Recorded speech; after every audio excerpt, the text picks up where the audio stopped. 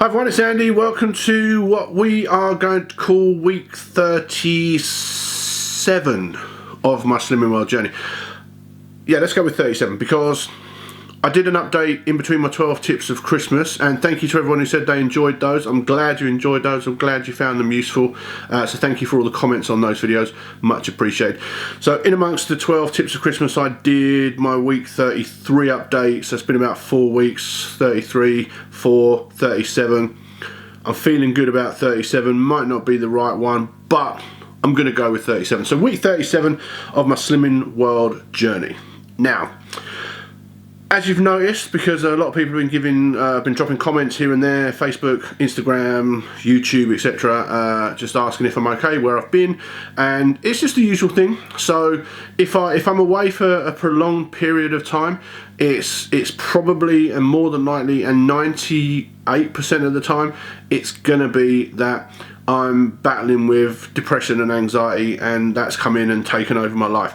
And it's just something that in my Slimming World journey I'm going to have to deal with. It's part of my life, and every now and again this little unwanted friend comes in and takes me on a little holiday to, not the best place in the world, not really where I'd like to go for a little holiday, but I go on a little short break, and it completely consumes my life. And sometimes it's like hanging on to a roller coaster by my fingernails, and sometimes it's worse than others, and sometimes it's a short holiday, sometimes it's a little bit longer, and sometimes you wonder if you're ever going to get home again. But that's just part of my journey, and it's something that I have to accept is going to be part of my journey for a little while to come yet. So thanks for everybody that checks up on me. It's much appreciated. It really is appreciated. Thank you so much. But as you can see, I'm kind of like back in a good place now. I've had my little detour and I'm back on track. So I thought I'd just bring you up to speed on where I'm at, what's happened, and so I did the 12 tips of Christmas, which everybody enjoyed, I think, and I gave you all these great tips and then completely ignored them myself. So I went back to group between Christmas and New Year, and I'd put on 6.5 pounds, which I'm probably going to put down to the cheese board, because the cheese board came out on Christmas night. Dinner was pretty good. I'd done all my preparation. I'd thought it all out. I've made the little half-sin sausage rolls from the Christmas book, and I'd prepared and I'd done all this stuff, and then just in the moment, which, and it wasn't a drunken choice, it was a conscious choice because I don't drink. So I just made the conscious choice to eat some cheese, and maybe I ate obviously a little bit too much cheese. So, and then not long after that, my little mate came for a stay and just completely took over my life. And when I get to that point, I really lose all interest in probably in life itself. I don't want to do anything. I don't want to go out. I don't want to be anywhere. I don't want to talk to anybody. I just don't want to do anything. And it has a real effect on my life. And so I got to the point where I was kind of beginning to feel better, and I was really nervous about going back to group. But this whole experience over the last kind of 4 weeks has taught me a couple of valuable lessons. And the first valuable lesson that it taught me is that I'm a new Andy. And the reason I say I'm a new Andy is because the old Andy would have quit. By now, I would have quit. Undoubtedly. I would have said to myself, I've put on a load of weight. You know what? Because in my head, up here, I'd put on nearly all the weight I'd lost. Even though I thought to myself, it's 4 weeks, I'm not going to put on nearly 5 stone in 4 weeks. But that didn't stop my head from telling me I'd put all the weight back on. Because you know yourselves, when you overeat, when you know when you've overindulged, because because we get so used to eating well, and then when we overindulge, we kind of like you just feel it. And so I knew I'd eaten badly, and so the old Andy at that point would have probably called it a day. But then I reminded myself what I'd told myself, and I've said it over and over again in my videos. I've always said that this is my final Slimming World journey. And the reason it's the final Slimming World journey is because I am not going to fail. I am not going to quit. So I said to myself, you made yourself a promise. You set yourself a new standard that you are not going to quit. And so I said, you know what? I'm not going to quit. I'm going to go back to group. No matter what's happened, I'm going to go back to group and I'm going to see where I'm at, because I have to. I've got to keep going. No matter what, I have to keep moving forward. I have to keep moving towards my goal. So I went back to group, and that was a challenge in itself, because if you watch my videos before Christmas, or the one between Christmas and New Year, my group shut down. So I had to go to a new group, which brought a whole new thing for my anxiety, because I thought, I've got to go and meet a whole new group of people. I don't know how I'm going to deal with this. I'd heard that it was a much busier group than mine as well, so there was going to be a lot more people for me to deal with, and I was kind of fighting this inner voice saying, you know, you're going to hate it, you're not going to like it, they're going to judge you, and I know that, you know, we all know that, you know, you don't get judged at Slimming World, you know, and everyone there is in the same boat. We've all got the same goal. But that didn't stop my inner anxious Andy going, you know, this is not going to work out, this is not going to be good, you really shouldn't do it. And then, you know, luckily I've began to grow this more sensible Andy that said, well, you know what, let's go and give it a try and see what happens, because you know that some of your friends from your group are going to be going, so there's going to be some familiar faces for you to see, and you'll be all right. They'll be there, you can talk to them, you know they are. That will be enough to get you through. So I gave in to sensible Andy, and I went back to the group.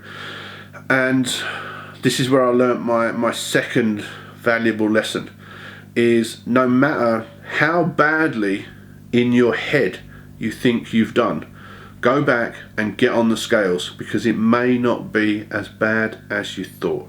So I went back, and after another 3 weeks, I'd put on another 4.5 pounds. So I figured, wow, that's not bad, because I put on 6.5 in a week. So then over 3 weeks I've put on 4.5. So what I'd learned is that I'd started to make better bad choices, which I'll explain. If I used to go and get, say, a takeaway curry, I'd have the curry, the rice, I'd probably get Bombay potatoes, I'd get a keema naan, you know, the one with the meat in the middle, I'd probably have something else. So I'd have all these little side bits and pieces. So what we started to do was, I started to, if I do have a takeaway curry now, I'd started to get plain rice, which is free. I'd started to share a chicken, you know, a chicken curry with my fiance, so we have half each, which halves the sins for me. I wouldn't get, sorry, I've got, as you can hear, I'm not well. I've got a coffee cold thing from my little boy, who enjoys sharing.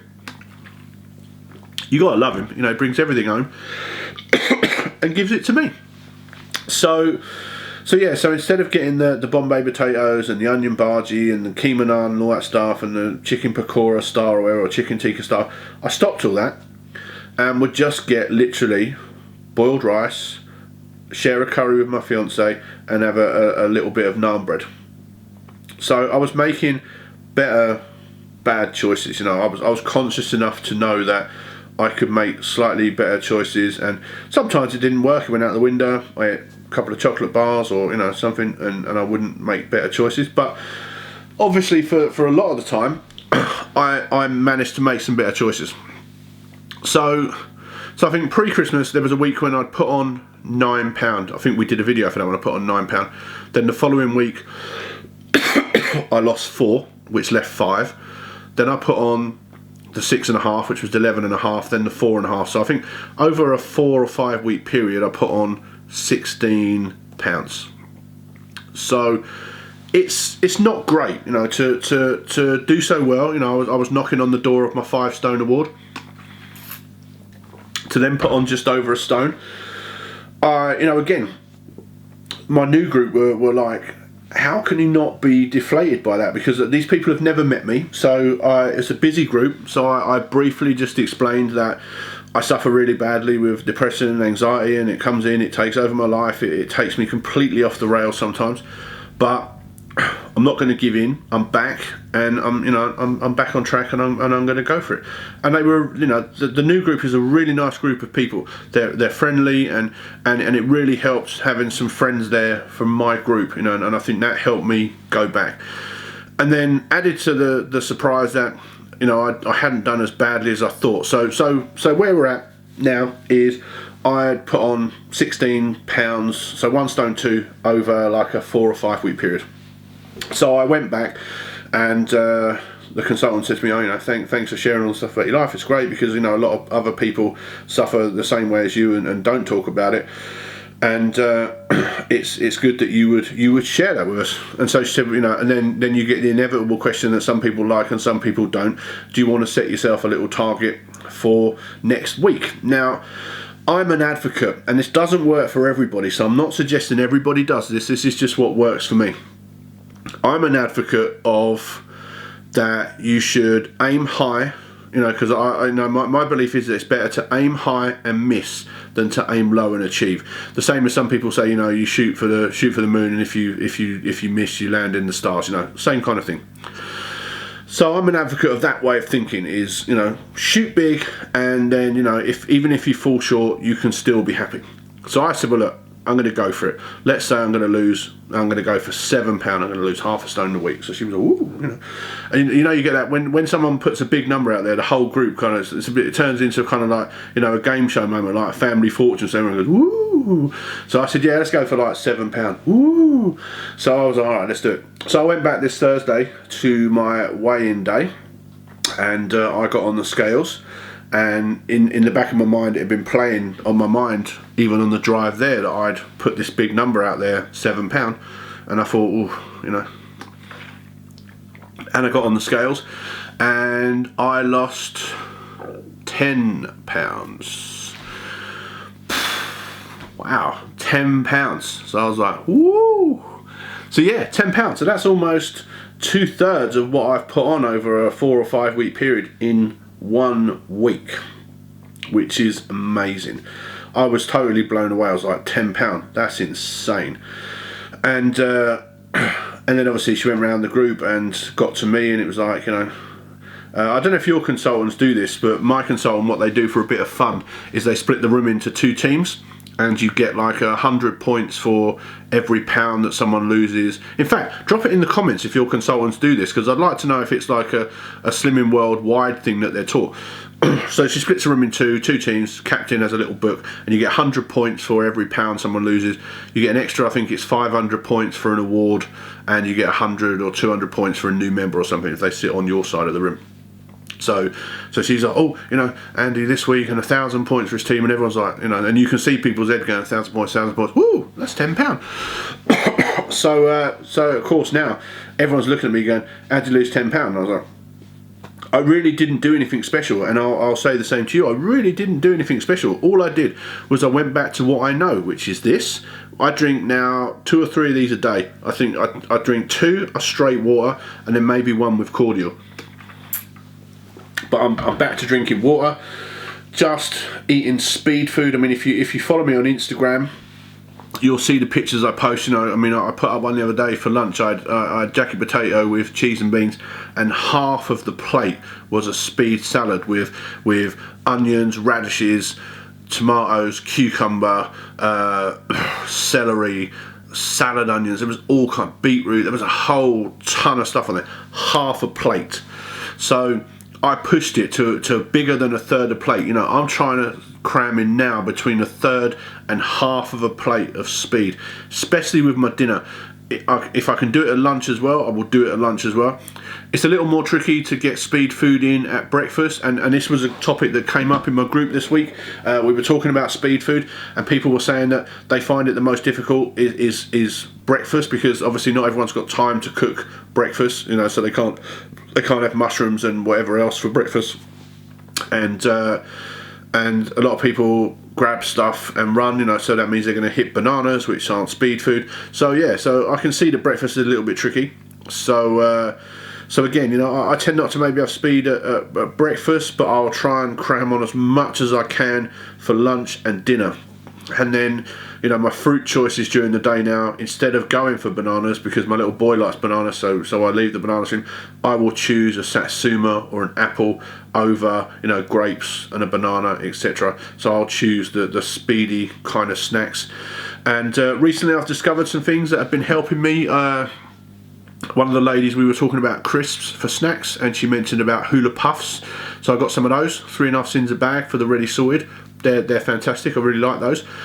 I bought another thing because I couldn't find Hula Puffs straight away, but I found some other things called Walker's Pops, which are a similar concept, I guess. You know, they're kind of like aerated crisps, so they're kind of like wafer thin, but they're a bit more crunchy. You know, whereas the Hula Puffs really are puffs. You know, they're full of air and they're like there's nothing to them.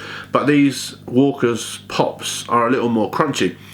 And I thought to myself, these would be really cool. I think they're 4 cents a bag, ready sorted.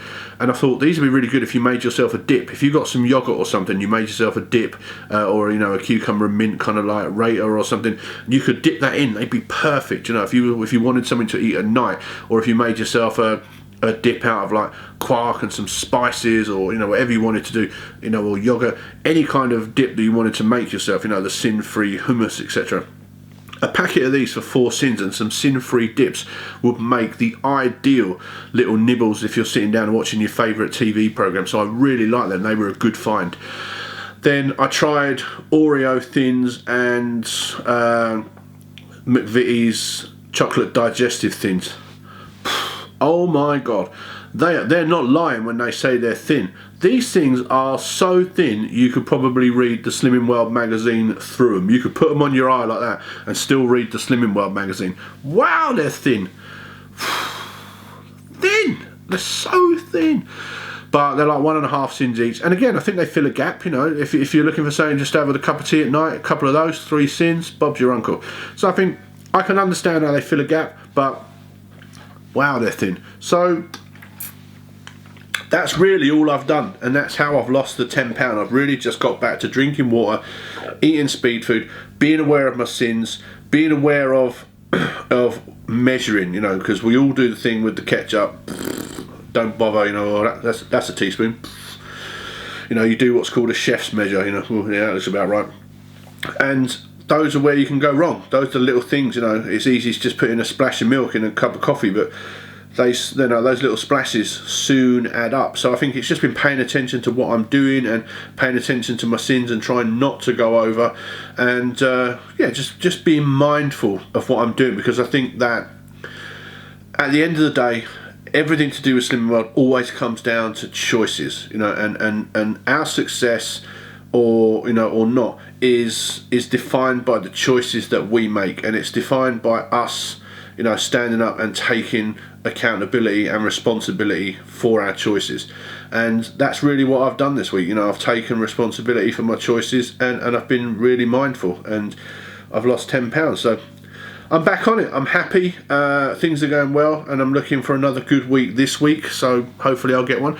So yeah, so let me know how your week's been, because I'm as interested in your journey as you are in mine. So drop me some comments, let me know if the scales have been kind to you this week, and if they haven't, we say every week, it's a little detour. I did an Instagram live thing before I did this video, and I was talking there about, I just look upon the last 4 weeks for me as a detour, because I say it all the time that no matter how fast the journey, the destination always remains the same. My destination has never changed, and I'm always going to the same place. But sometimes I look at these things when depression and anxiety comes in and takes over my life, I look at it as heavy traffic or a detour, and it takes me off course for a while. But eventually I'll find my way back onto the main road that's taking me to my destination, and it's finding your way back. Don't give in, because if you give in, you'll never succeed, and you'll never find that happiness that you're looking for. And I think part of the thing as well is I've really raised the standards for what I expect of myself. And that's really what's going to be a game changer, not just for me, but for you. You need to raise the standards for yourself and say to yourself, this is what I'm going to expect of myself. I will not accept anything less than this for myself. How many times do we watch Jerry Springer or Jeremy Kyle and go, where do they find these people? It's easy to make yourself feel good. All you've got to do is find someone that's got lower standards than you, and you feel good. But if you really want to succeed, if you really want to get the juice and feel good, you need to concentrate on someone that's got higher standards than you. Someone that sets the standard and said, I will not accept anything lower than this for myself. Anyone that's a success in life is not competing with anybody else. They're competing with themselves.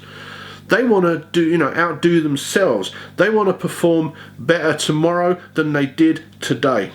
And that's the mindset that I'm now beginning to get myself in. Tomorrow, I want to do better than I did today. And the next day, and the next day, and the next day. I always want to do better. For me.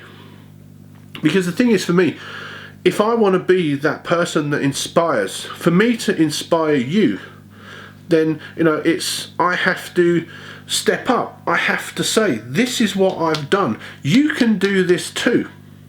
These are my standards, this is what I do, and this is how I live my life. I will not accept anything less. And then, there's a difference between inspire and aspire. We all aspire to be, something. We all have aspirations. Like when we're a kid, you look up to a footballer, David Beckham, Pele, whoever. You aspire to be them. But the people that inspire are the people that we aspire to be.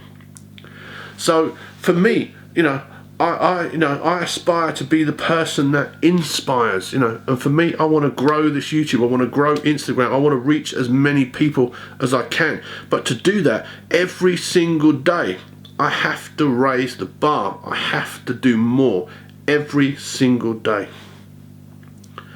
And that's what I'm going to do. 2017 is going to be the year where I've not made any New Year's resolutions. None. Because you know what? 95% of people, statistically, have given up New Year's resolutions before January the 15th. It's a fact. I'm going to find out where I read it, but there's somewhere that 95% of people before January the 15th have already given up their New Year's resolutions, whether it's quit smoking, quit drinking, go to the gym. So people join the gym by January 15th, they've already slowed down going to the gym. They've already been out, they've had a drink, they've already had a cigarette, whatever it is. Most, 95% of people have, given up a resolution by that date. I didn't say any resolutions. I said to you before, I don't believe in New Year's resolutions anymore. I believe in life resolutions. I believe in things that are going to be long term, that are going to change my life for the long term, not just for the year. So I concentrate on the things that are going to be life changes. And that's that's the new mindset for me, and this year that's how I intend to be. And every now and again, a certain aspect of my life is going to come in and take over. It's going to derail me for a while, and I'm going to need to cling on and cling on and cling on until I can get back to where I know where I am. And that's just part of my journey that I'm going to have to accept, and I do. But I'm going to keep pushing. I am not going to stop. This train is moving, and ain't nothing going to stop it. So yeah, drop me some comments. It's beautiful to be back talking with you again. I'm really happy to be doing videos again, and it's going to be great to hear from you and just to say hello. And again, from the bottom of my heart, for all the people that just check in every now and again and see if I'm all right, I very, very much appreciate it. Thank you so much. So yeah, be nice to each other. I haven't said these words for so long. It seems so long. Be nice to each other. Life is always worth living. And until I speak to you all again. See ya.